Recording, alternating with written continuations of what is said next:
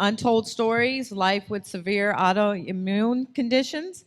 Our moderator, Kelly Sparacino, an RN with over 20 years in the pharmaceutical industry, focusing on patients with rare diseases and clinical education. We have Rory, as a successful attorney blindsided by chronic inflammatory demyelinating polyneuropathy. That's a big word. Whew. CIDP. He used his analytical skills to manage his condition. With the support of his family and healthcare team, Roy has gained a new perspective on health and resilience. Joining Rory, we have Morgan Green, diagnosed with myasthenia gravis. Woo! Try that again. Myasthenia gravis. Morgan started her blog, Is, Was, Will Be, to share her journey of living with a chronic illness. Her blog has become a valuable resource for the chronic illness community, offering tools and support for wellness and self-love. Please bring your hands together for Rory, Morgan Green, and Kelly Sparacino. I'm really excited today. As they said, my name is Kelly. I'm here sponsored by argenx, and argenx is a company that is focused on bringing health. Oh, there, sorry. I'm either going to be screaming at you or whispering, apparently, but again, my name is Kelly. I'm here on behalf of argenx, and argenx is a company focused on bringing attention to people suffering with autoimmune diseases. And I'm so fortunate to have Morgan and Rory here today to share their stories about living with a rare autoimmune disease. And if you would like to learn more, there's a podcast called Untold Stories, and you can find that wherever you would look for podcasts, and we have cards out at our booth there, but it's individuals talking about their story living with autoimmune diseases. So with that, I would like to start with each of you, Rory and Morgan, if you would, just talking a little bit about what your journey was like to diagnosis, the symptoms that you were having, and kind of like when you knew something was really wrong. Morgan, if you want to start. Can you guys hear me? All right. My journey to diagnosis was like a wrecking ball. So I was a young adult. I had just bought my first home. I'm doing all the young adult things like traveling, going out with my friends, and I decided to become really into my fitness regimen. And so I was doing all the things and working out, but my performance seemed to be not improving. And looking back in hindsight, I can say that I was experiencing subtle symptoms for months before I really noticed. However, one particular evening, I did a 5K. And when I woke up the next morning, the left side of my face was drooping and I looked like I had a stroke. So I knew something was wrong. But again, in hindsight, I was experiencing other symptoms like with my vision, as far as having like double vision. And I was like, oh, well, maybe, I'm just sleeping too hard, or it's a perfume, or I'm trying to make excuses for things that are happening and trying to rationalize it. So I did quite a few different doctor appointments. I saw my primary, I saw an ENT, I saw an allergist, and then I finally was able to see my eye doctor. And each time, my test results said normal. So there's nothing wrong with me. And there's nothing more frustrating than going to all these places and you know that there's something wrong with you, but everything is coming back normal or regular. So finally, when I was able to go back to the eye doctor and they were doing the different tests, she noticed that one of my eyes was not moving and responsive. And so she was very, very aggressive, and she was like, oh, you need to get an MRI, you need to get a scan, and we need to set you up with a neurologist immediately. And of course, I was already feeling overwhelmed and confused and just kind of frustrated with the process. And then when she sort of lit that fire, it made me very afraid. And that started like the waiting game of, okay, well, what are these results going to say, and what does this really mean, and is there something going on? And I recommend that no one ever goes on Google to Google your symptoms, because that's never a good idea. WebMD will have you doing some things. Um, but of course, that basically started the process, and I met with the neurologist, and they kind of figured out early on, or he had an idea of what my diagnosis was. So for those who don't know, I have myasthenia gravis, which is a rare disease that deals with like muscle weakness. It affects the voluntary muscles, so things like your arms, your legs, your breathing, your speech, your vision, your eyes. And once I was able to get in with the neurologist and we had that confirmed, it was just a go from there. So I was blessed that it only took me about 5 months to be diagnosed, but for most people, it takes years. No, thank you for sharing that. Rory, would you? Good. Okay. My name is Rory, and I have chronic inflammatory demyelinating polyneuropathy, or CIDP for short. And it is a autoimmune condition that impacts the peripheral nervous system, so in your limbs and in your legs and everything. And the thing about it is it's very rare. Maybe it's like 1 out of every 100,000 people have it. And so it's hard to diagnose. But the way I figured out that something was wrong with me is that I would go to the grocery store and go to pick up a bag of groceries and I couldn't lift them. Or I would go to walk down the street and maybe I could do a half a block because I was so fatigued. And then it got to the point where my skin was burning. So like my arms would be burning, my scalp would be burning, my legs would have like prickly type thing, like needles were hitting them. Then my lower legs felt like water was dripping. And then my feet were numb. But this would happen all day, every day, at the same time. And it was really scary. I knew something was wrong. So my journey is that I went to see a lot of doctors. Internal medicine, cardiology, endocrinology, just name them all, pulmonologists, just on and on and on. And each one would say, well, there's really nothing that we can see that's wrong with you. I even had a family doctor that said, you're fat, you need to lose weight. You'll feel better. Yeah, really. And then another one said, oh, you just need to go on vacation. I'm like, yeah, that's going to help with this. So eventually I found a doctor who is a neurologist. And he said to me, he's like, this is going to be a long road to figure out what is wrong with you. So I'm like, okay, I understand that. I'm good with that. Initially, he thought that I had multiple sclerosis. And so that was what was in my mind. So to get diagnosed with CIDP, there's really no defining marker for it. So you have to go through elimination, and then you get to the heart of it all. So I had probably over 25 lab tests done. It's just a lot to go through. And some of them, the results could have been deadly. So every time I would go to the doctor and I would go in there, I would be racing. My heart would be, and I was scared. And those were all cleared. I'm like, oh, thank God for that. But then we got to the hard part where we had to try to figure out, okay, now what's really going on? And so I had to go through a nerve conduction test where they take needles and they put it in your skin and your muscles and they move it all around. Oh my gosh, does that hurt? In fact, one time I went and I screamed so loud, everybody heard me down the hall. And a doctor, I was like, he got mad at me. I'm like, why are you, this is hurting me. Yeah, right. So I had that done, and that kind of measures the, or not the symptoms, but the, what do I want to say? The nerves, yes. The speed, right, in which it goes from your brain through your spine to your limbs. And that showed that I had nerve damage. And what I mean by that is, so think of like a cable cord, and then around the cable cord you have, the big piece, and then inside you have a coating that protects everything that's inside.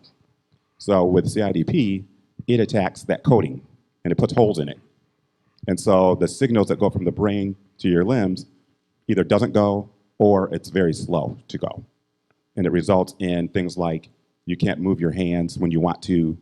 I remember sitting on the couch one day and I was looking up or looking at my feet. And that was the first time I realized I couldn't move my toes. And I think I probably cried. I'm sure I did, because I didn't know that I couldn't do that.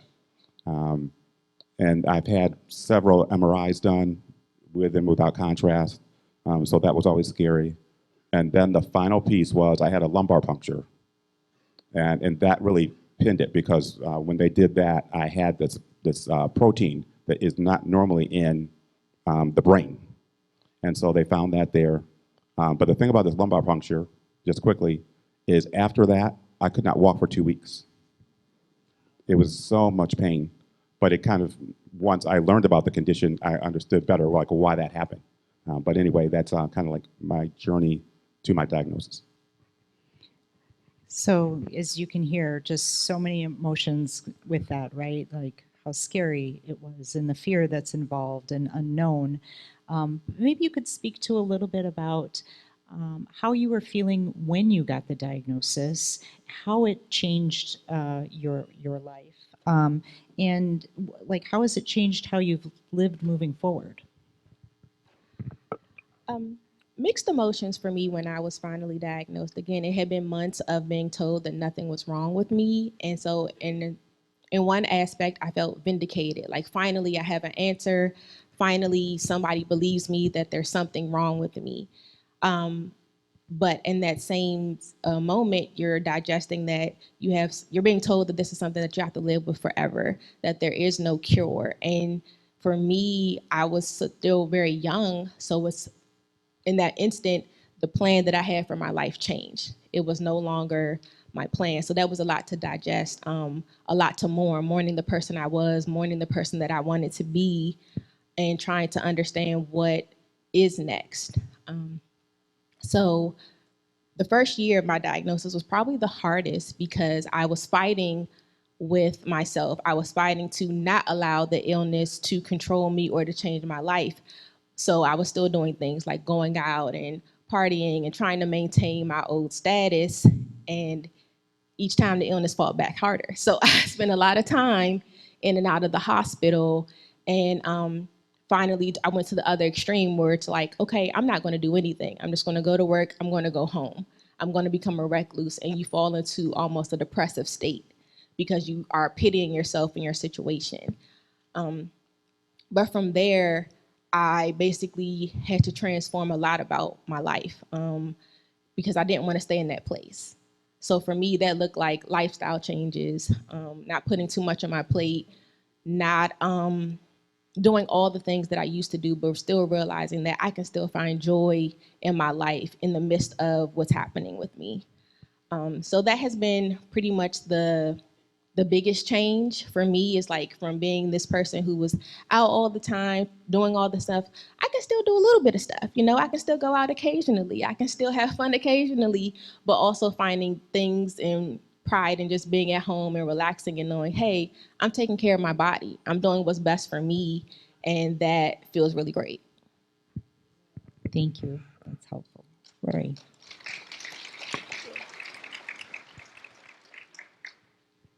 So for me, it was relieving that I had a diagnosis, but at the same time, it was scary because I knew it was lifelong, and the treatment for it would be infusions every single week for the rest of my life.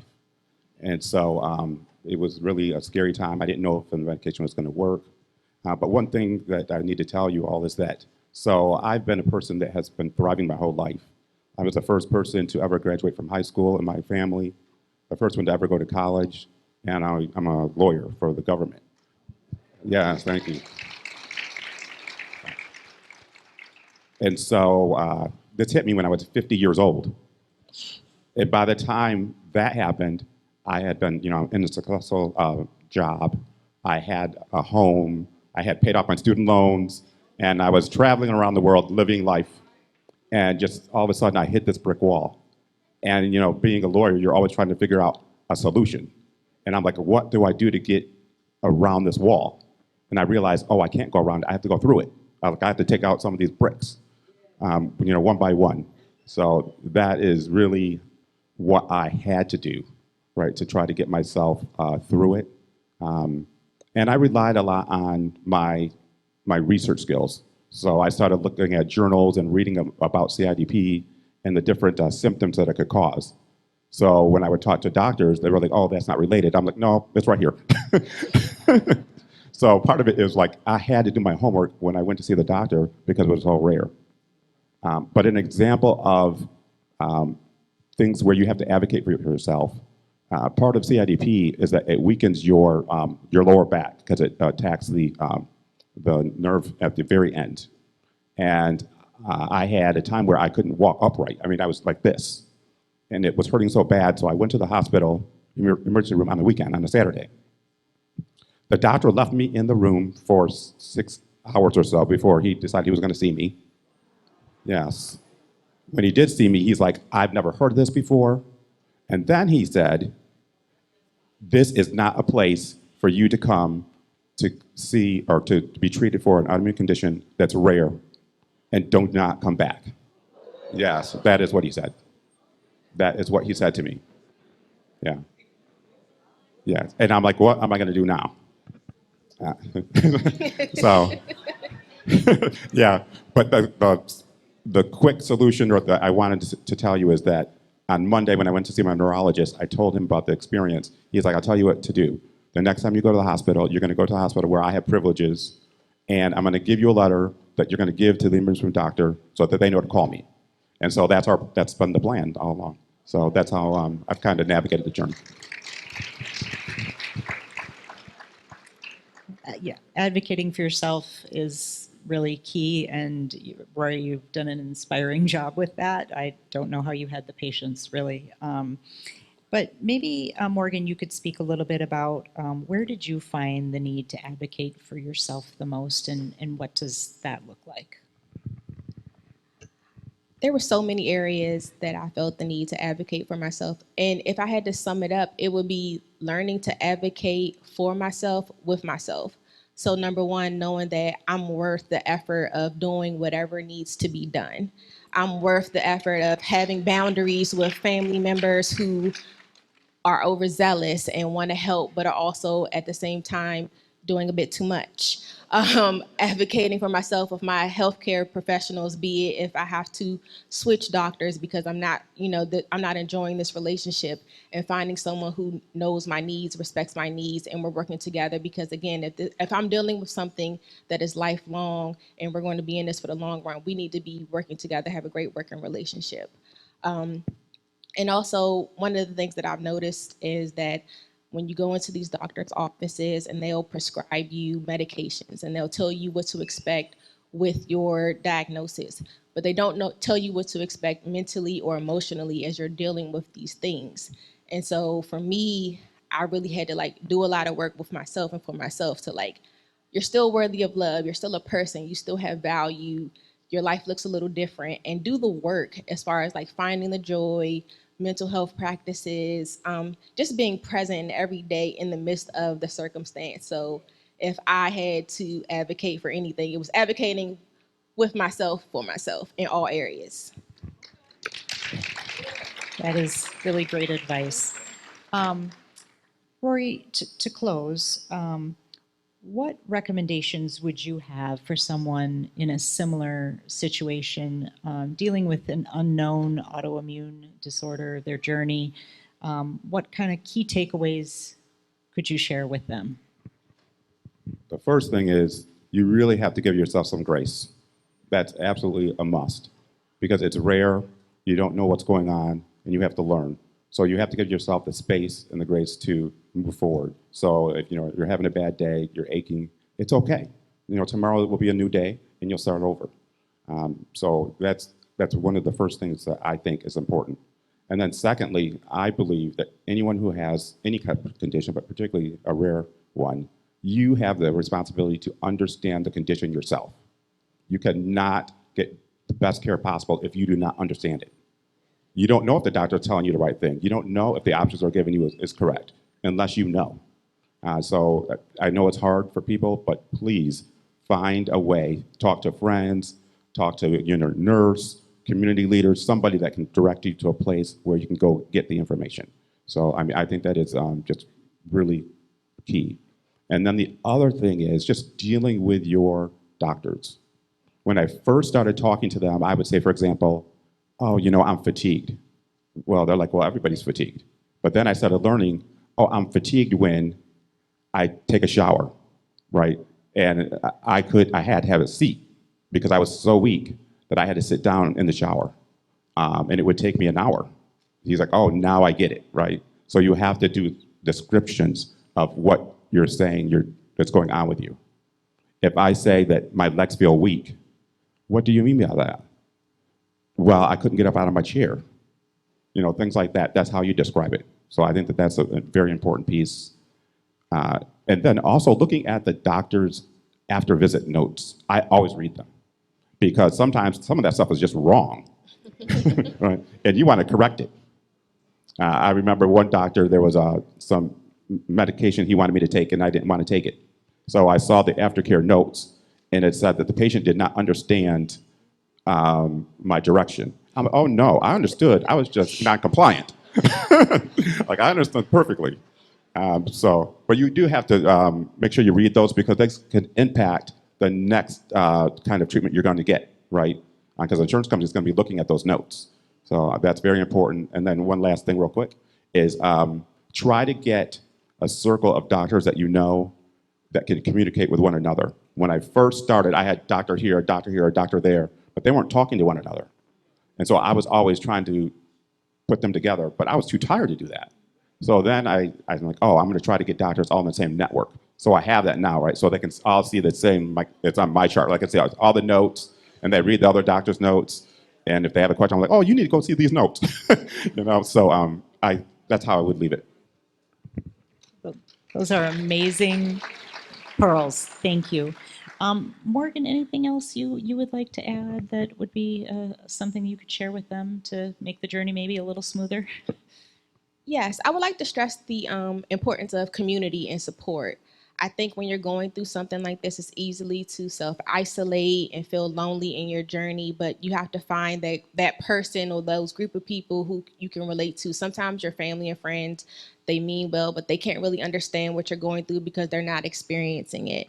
So finding other people who are experiencing some of the things who can say, I relate, I understand, that just happened to me last week. Like I know what you're going through.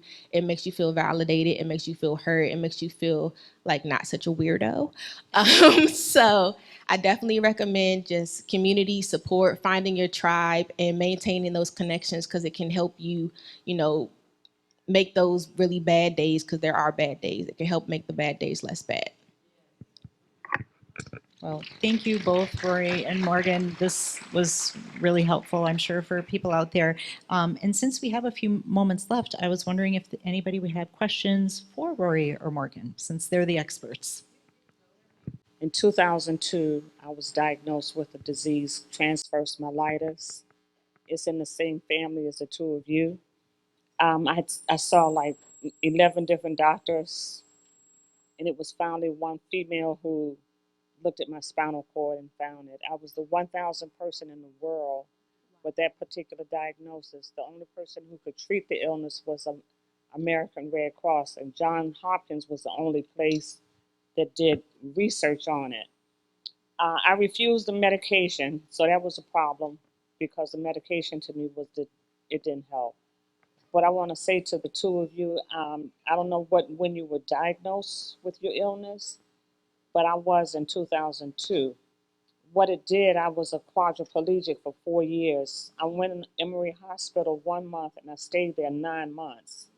I had 7 surgeries, 2 on my spinal cord, 6 weeks apart, because that's where the lesion was.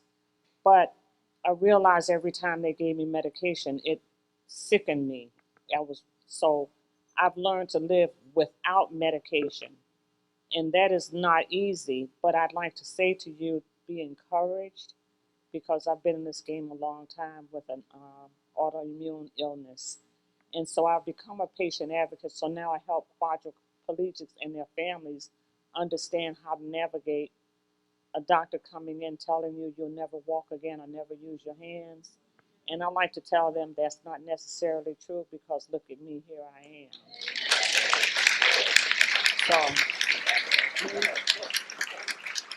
So I have doctors who call, I have patients who call, and I have a master's degree in counseling. So I was on the path of starting my own counseling center because I was traveling to different cities. Anyway, that's another long story. But all I'd like to say to you is to be encouraged. And if you don't want the medication, sometimes the medication helps, but you'll know your body. It's your new normal, so own it. Thank you. Thank you for being brave enough to share your story. It is very helpful to me. So thank you so much. Hey, Miss Morgan, congratulations. Hi, Dawn. I just wanted to, I don't think I heard, what is your current treatment regimen for the two of you? Well, I actually am maintaining treatment free at the current moment. I'm in medical remission, thankfully. Um, and I have been medication free for 2 years now, almost three. Um, so I am very thankful for that. I did have a recent blood test done, so my antibodies still are present. However, they are dormant and cooperating again with just my lifestyle changes and different things that I do to maintain. However, I am always in constant communication with my doctor that we can explore different things or have different tools ready in case I ever need them or go into a crisis or flare up. And for me, my treatment is uh, infusions twice a week. I give that to myself. And it takes about 3 hours each time. And it will be for the rest of my life. But you know what? That's okay. Because one of the things I realized is that God put this on me. He put this on me for a reason. And so I figured out what it is to do this, to talk to people, to encourage them, right? Every day I'm just thankful that I'm able to do this, that I'm able to have a platform where and share my story, and hopefully somebody out in the audience says, "Oh, that's me, right? I can do what he's doing." So thank you. Hi, my name is Shanita, and I would just like to say that I so much sympathize with the two of you because I also have not an autoimmune condition, but a very rare, incurable condition. You can't tell it by looking at me, but I have what's called dystonia. And I was started having symptoms in 2007. It took me 2 years to get a diagnosis. I went, both of you, doctor to doctor to doctor. They told me I had, well, I thought I had MS. They did MRIs. They said, no, it's not MS. I did the EMG, that really hurt. I had all kinds of tests. Finally, my primary care doctor, and I was living and working in Roanoke, Virginia at the time, and my primary care doctor sent me to an neurologist, an East Indian neurologist. He took one look at me. He said, walk down the hall. I walked down the hall, and what happens is my right foot, it doesn't track properly. Instead of making that walking motion, it goes like that. It twists and bends. And he watched me walk down the hall and he said, oh, you have dystonia. He said, it's an incurable condition. There is nothing I can do for you. So like he said, you don't need to come back here anymore. I can't help you. So I was like, dystonia, what in the heck is that? I had to go home and Google it to figure out what that was. When I went back to my PCP, she had never heard of it. It was so rare. So I started doing research online and I found a forum of people, and this is where you need support, and I found it in a community online. And I got tons of information from people all over the world who had this condition, and I had never heard of it. Most people never have heard of it. So they told me you need to see a movement disorder specialist. So I started Googling movement disorder specialists. The closest one I could find to where I lived was at the Medical College of Virginia in Roanoke, which was a 3-hour drive. 3-hour drive there and then a 3-hour drive back home. But this doctor was so good. He actually did research on dystonia. And when I went to him, I was a wreck. I mean, I was depressed. I couldn't I couldn't get around at work. My job involved me walking around the building, and I was having such a hard time. And he showed me, he said, you know, you have dystonia. He said, but I'm going to tell you, you are really in good shape. And he showed me some videos of some of his patients whose bodies were twisted and their heads were like over to one side and they couldn't straighten up. And when I looked at them, I could see that I was actually very lucky. Well, I tried the normal medication that they use, the normal treatments. The first treatment line of treatment is Botox injections. So I had a series of Botox injections in my legs. Did nothing for me. He tried me on 6 or 7 different medications. None of them helped me. The only medication that had any effect whatsoever was Klonopin, which is a psychotropic medication. And if you take too much of it, it like zones you out totally. So I ended up, the company that I work for, and I won't name them because everybody in here has heard of them. I went to my boss and I said, you know, I've got this. Well, he knew I was having problems. I said, this is what this is. At the time, I had a 2-block walk from my car to the building. And I mean, it would take me 30, 40 minutes to make that walk. And I said, there's some parking spaces out in front of the building. If you give me, because I was still functioning mentally well at that time, I said, if you give me a parking space, I'll be okay. When I can park right in front of the building, I just have to get to my desk. And they refused to do that. So I went to my doctor and he said, here, I'm going to write you a slip. You're going on disability. So I was able to go on disability simply because they wouldn't give me a parking space. Because they didn't believe, I don't know if they didn't believe that it was as bad as it was or what. But the point I guess that I'm trying to make is it could be a lot worse. I empathize with what you're both going through. I'm lucky, even though it's my right foot, I can drive. I can walk very slowly. I look funny when you see me walking, but I can do it. And yeah, the hardest part, one of the hardest parts was that I used to be a runner. In fact, the doctor that that was treating me, he called it runner's dystonia. He said he had a couple of other patients who were marathon runners who also had the same condition in the same place. So that was hard, not being able to walk, much less run the way I used to. But I found a wonderful man who married me anyway. Thank you, everyone. Special thank you to you, Morgan, and you, Rory, for being so courageous and sharing your stories, and the audience who is willing to share too. Thank you again.